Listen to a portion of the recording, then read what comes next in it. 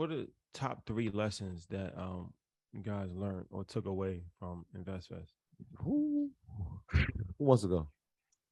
I'll start. Um, I'll start. I think I always listen when billionaires speak.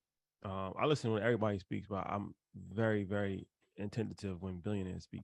So That was like a stunt right there.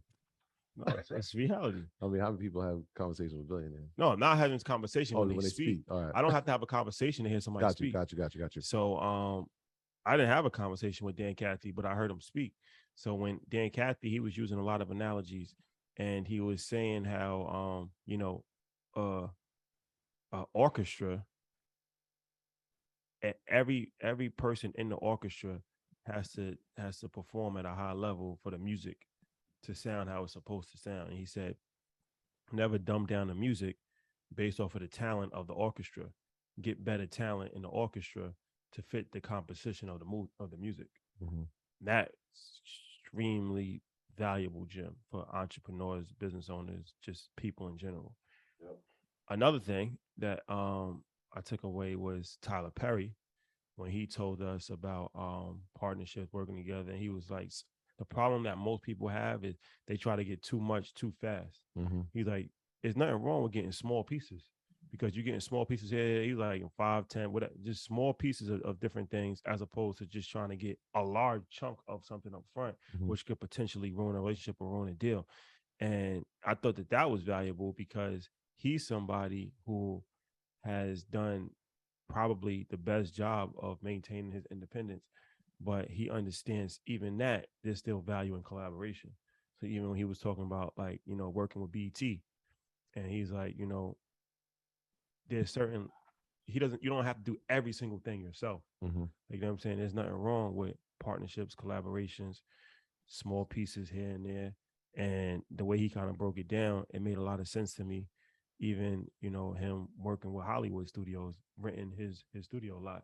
So that was something that was real big for me as far as that collaborative effort, that collaborative piece that he said. And then also from Steve Harvey, what I got from him was that perception is not always reality, but you can't worry about that. You just got to keep going. So when we told the White House story, which we'll be putting that out soon, but people are very fickle, and people will love you today and they'll hate you tomorrow. But you can't worry about that. Like, you can't, worry about what people on the internet are talking about. You just got to stay focused on what you're doing. Because winners don't have time to talk about other people. Only losers talk about other people. So if you're winning, you just got to stay focused, keep the blinders on, move forward, and people will come back around. Even if they hate you today, they're gonna love you tomorrow. That's just how it works. And that happened to him a few times. The Miss Universe thing, the Donald Trump thing, and now he's back on top. So Yeah. you just got to stay the course. So those are three things that I took away from three different people. Yeah, that incredible. So I'm gonna start. The first thing I wrote them down was the value of humility, and it was so random. I was walking out of backstage, actually going into the vendor marketplace, and I see this gentleman with this sky blue blazer on. He had like 4 bags in his hand, and I saw like one of the staff just randomly walking with him, and the young lady walked up to me and said, "Can you help this man? He's trying to find the speakers where the speakers are supposed to go." And I looked at her, and she had no idea who the gentleman was. And I looked and I said, "Mr. Cathy, I'll take it from here. I'll walk you where you need to go." And he looked at me and said, "Hey, how you doing? What's your name?" I'm like, "Troy." I'm like, "Pleasure to meet you." And he was like, "Oh, pleasure's all mine. Here's a card." He gave me a Chick-fil-A card. Dan Cathy is the former CEO of Chick-fil-A who passed it down. Obviously, he had a conversation with Dave Shands, but he was just trying to find his way, right? And so I noticed the bags. He had about 4 bags, and I said, "Look, what are all these bags?" And he said, "I was just walking around the marketplace, and people just kept giving me things, so I kept taking it. I actually got a cool cigar." And in my mind, I'm like, "Wow, like." This guy, literally the wealthiest man in that room was Dan Cathy. walked around unassuming. It felt like it was an episode of Undercover Boss. I'll be honest with you, because every time he walked, no one realized who he was. I mean, he had a badge it on was very with legendary. his name on it, and people still didn't realize it was him. And I was just like, wow. Even with that, like the humility that he showed every time he met someone, it was so impressive. It was, how are you doing? Nice to meet you. What do you do? What brought you here? What do you, what, like, are you in, like, I watched him I introduced him to Don Peoples, and I was in awe because they're having this $1 billion conversation right in front of me. He wanted to know about the affirmation tower. Donahue Peoples wanted to hear about what he was doing in the west side of Atlanta. And I'm just sitting there like, this is what InvestFest is. Like, these type of conversations, putting people in positions and in rooms where these conversations could be facilitated. And even after that, he looked at me and said, thank you for showing me around. I appreciate it. Let's take some pictures. And I'm like, wow, like to have his level of success, but to also have his level of humility was incredible. So that was my first thing. The second one, and I kind of live by it. And I know Charlie, he gets frustrated with me sometimes, but I look at the sky. I look at the sky, and Steve referenced it when he gave that reference of looking at the wall, and Tyler kind of gave it during his interview when he's like, if I'm looking at the lights, I don't know what people are doing in the seats. So I got to focus on the lights. So like anybody saying anything, like I always, and Ian, you know this, like you say something about me, you're not going to hear a reply because I know what the focus is. If you mastered that. I cannot be, I will not be, like, not that I cannot be distracted. I will not be distracted. And so just having that laser focus on the bigger picture, the bigger vision, and not being distracted, not letting anybody take me off my path. And so to hear him confirm that, I was like, yeah. And sometimes it's not the easiest thing to do, but I know it's the right thing to do. I know it's the right I'm thing. learning. Trust me, I'm trying. yeah. And like we go back and forth with that. Like, nah, some things need to be addressed right now because they need to be addressed. I'm like, nah, bro. Let's just. It don't matter. It don't matter. So we go back and forth. And the third thing was that impact has no boundaries. Like, impact has no boundaries. The amount of conversations that I heard from the people who were in attendance this weekend was incredible. And the stories came from all over. They came from all types of different professions. They came from all different backgrounds. But you just never know.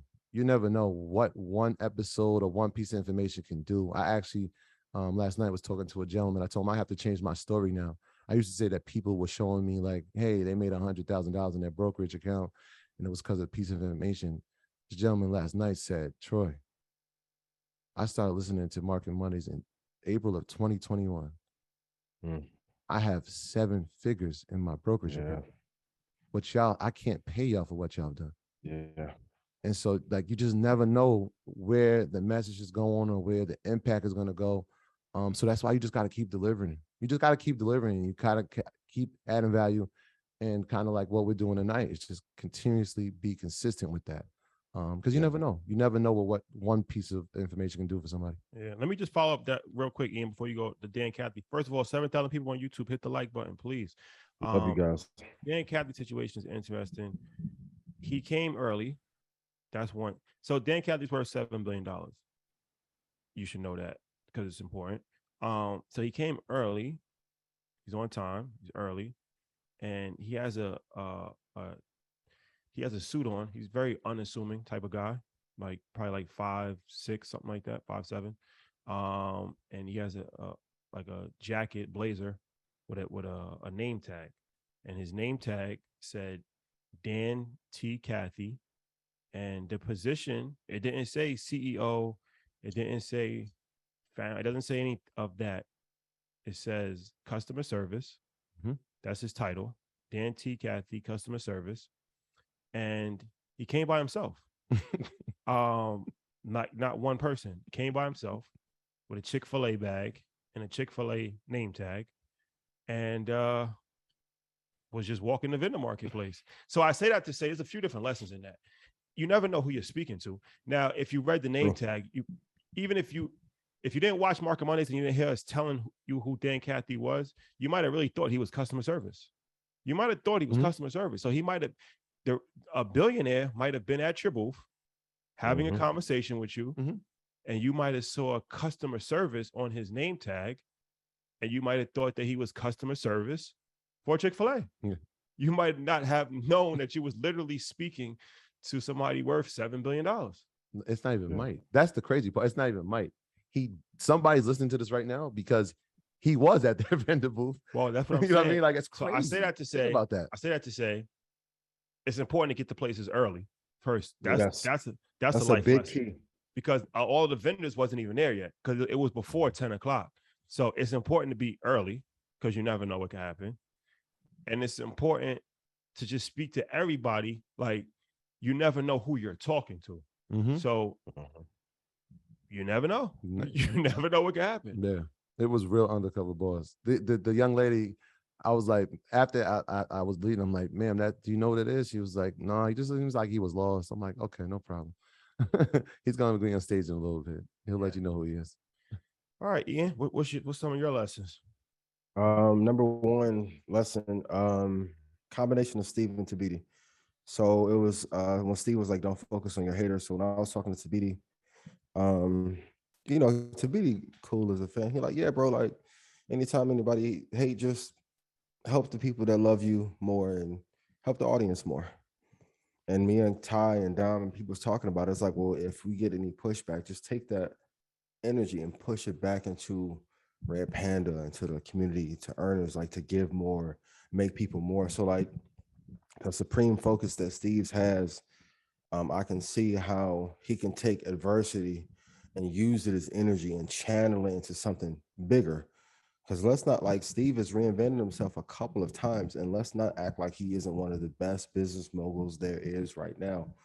Um, Lesson number two, I think is really important, even as you grow, to show love and remain a fan of people that you were fans of before. Like, just I'm seeing, me show love to Keys, Trap, Matt, him 500 come through, Matt. Like, it's so much, because I know we always talk about collaboration, but not often do we go out of our way to express love. So Trap brought me out last year. He was about to go out. I grabbed the mic. I said, bro, I got to bring you out. Trap had tears in his eye. I'm like, bro, why? You dope as hell. Like, you made room for me, created a path to make it easier for me. And then he returned a favor the next day. So I think outwardly showing love, and Trap and I don't have like an affiliate arrangement or LLC behind the scenes. Like, it's just genuine love between us. And I think if more people did that, I think the economies will become even bigger and will quintuple in maybe a 2 or 3 year period, because now you have synergy between audiences. And then number three, just help the most. All the people that I saw who had the greatest impact, Tyler Perry, Steve, Dan, they just helped the most people. That's why I got so emotional when I was on stage, like feeling that love from everybody in the crowd. Because whether you've seen the show one time and you don't like some of my takes, but you can't deny that, like, I give my all to try and share like hedge fund level information to our community for free, so you guys can make money from it. And the outpouring, like when you're real, and I know people ask you guys all the time about building a brand. The core of it, like in white communities, they may say authentic, be authentic. In our community, we'll say keep it real. Universally, the more honest and real you are, the more people will gravitate to you. Like, I met some brothers at the mid business event who are from Florida in real estate. They're like, hey, Matt doing a seminar. I'm like, Matt doing it? He like, yeah. I'm like, man, I'll do it. He like, what you gonna charge me? I'm like, nothing. If Matt doing it, I know y'all got to be legit. He was like, bro, I appreciate it. Did the drop there. So it's just like about giving more, but seeing how gracious Steve was, taking time to say hi to everybody, Marjorie, like Tabiti, the whole team. I think the answer is just to give more, be kind, and stay incredibly focused. I mean, it was 1,000 gems I took away, but those were the main three. Shout out to Dame Dash and DJ Envy. They had a moment also. That was I saw when I Trap, he was like, he's watching it backstage and he was like, yo, I just realized what y'all did. Like, to me, that was one of the most legendary moments of InvestFest too, because Dame Dash helped set the tone for financial literacy, this whole movement 7 years ago, however long it was, when he went on the Breakfast Club. Shout out to Wall Street Trapper with the $500 super chat. And he went on the Breakfast Club and had that, that episode, and he was going at Envy kinda, they was having kind of a, banter, but that's part of life. Brothers argue, brothers fight, but ultimately, maturity always wins out. And I thought that Absolutely. that was very big of DJ Envy to say in front of 12,000 people that he thanked Dame Dash and said that he gave him an opportunity early on, and he's grateful for that opportunity, and he has a high level of appreciation for Dame Yeah. Dash. So I thought that that was dope for that to happen on InvestFest stage, to come full circle moment for the culture. No, Trap, get on Zoom. Trap, send them the Zoom link, please. Right, let's see. Trap, I'm about to send it to you right now, my Trap brother. gonna be like, oh, Yeah, come yeah, on, King. yeah. If you're interested, Just give the people 5 minutes, please. Let's see if he pop on. let's get him on if he's interested in coming on. In the meantime, we'll get some questions going too as we wait for Trap to do a last minute Market Monday surprise. You sent them the link? Trap and Josh are so I'll dope do it too. right now. Like that energy, killing it. Yeah. I mean, Um, and he was like, we had a great conversation about that earlier. He was just like what that meant, right? It was like coming where he comes from, speaking how he speaks, but giving so much information and so much knowledge and so much passion. It just meant so much to him to stand next to, something or entity, right? Because when people think Josh Brown, they see Frank Holland, they think traditional financial education, and to have him on the stage and showing like, look, this is a way we can educate our people as well. It was just a dope moment. Like he can stand his ground with anybody in the field. And so that meant a lot to him, and it meant a lot for us to make sure that moment was curated just that way. So it was dope, man. Like that's our brother. We've been on this journey for 3 years now, man. So to see his growth has been incredible. To see the growth in all the guys, like him, 500, we had a great conversation with as well. So it's dope, man. This guy always got a trick up his sleeve. Always got a trick up his sleeve. I went to the Rick Ross's Sprinter van and I saw the recession-proof jersey. I said, all right. We even say that. We even say that. We just like, yo, I know what he's up to. He always got a trick, bro. This guy's got the mascots. but it's a good lesson. Like with an opportunity that big, like even for me, like the prep time for the stage show. Like for those of you who haven't seen me live, man, please, if the performance was fire, please put fire in chat and let the people know. Like you have, like, because people's like, man, I wanted to see you at the party. I'm like, I'm gonna be real with you. If I don't perform, I'm gonna be at the party with y'all every year and never on stage. I'm going after Tyler. We at the party. Gotta push some shit out every year and set the bar higher on stage shows. Shout out to everybody in the rebellion. So, and it's a good business lesson. When you have a moment when people are not looking at you as necessarily as a star, celebrity, right? You have to perform like a star. Because I'm never thinking of people in the financial space. I'm like, shit, what if the boy Drake come get up here and he learned futures? Because he's doing a gambling thing. Well, that's what if Cardi come up here? This is a good lesson that Chris Gotti, one of my favorite people, he told us. He said this is early on episode number his episode 23 of Earn Your Leisure, and he said something that I'll never forget. He said, when you go to clubs and like at the end of the club they'll play like a local artist, like the DJ's just trying to break a record, but when they play it, it doesn't sound the same because it's not mixed and mastered properly. So he was like, the problem is that local independent artist is not competing with local independent artists. They're competing with Drake, and they're competing with Rihanna. So the quality of the music has to sound the same. And I told Troy and I told Mike that early. We was having issues with audio, and I told him, I said, look, nobody cares that we just started a podcast. We're not competing with people that just started a podcast. We're competing with CNBC. We're competing with, all of these guys at the top. Like that's our competition. Even though we just started, we're on the same podcast charts. So we can't say, oh, we just started, so, give us some time. We have to compete with the people at the highest level if we want to be at the highest level. Very beginning. Very important lesson. Yeah. Very, very important. Yeah. You can't have any business owner, please listen. Everything that you do has to be a level up. Because like honestly, people are picking between InvestFest, baseball, not going, live streaming. So you have to make it entertaining. Also, too, to also deliver information that's impactful, that is practical, and put on a good stage show is really tough. But that's what our people are coming to see. It's not just information. It's not just entertainment. You need a combination of both. And for anybody who joined off, I want to say this too. Once I get all the emails, you guys get signed up in Stock Club next week. So I just wanted to make that announcement. So you'll be in next Monday after I get the emails. But make sure as a business owner, you shotgun. Same in the vendor space. Trap, phenomenal space. M500, phenomenal space. Like, and everything has to get bigger and bigger. And you have to continue to level up across the board. My graduates from my school being Forbes, bag drop. Bag drop. A mic drop, bag drop. Bag drop.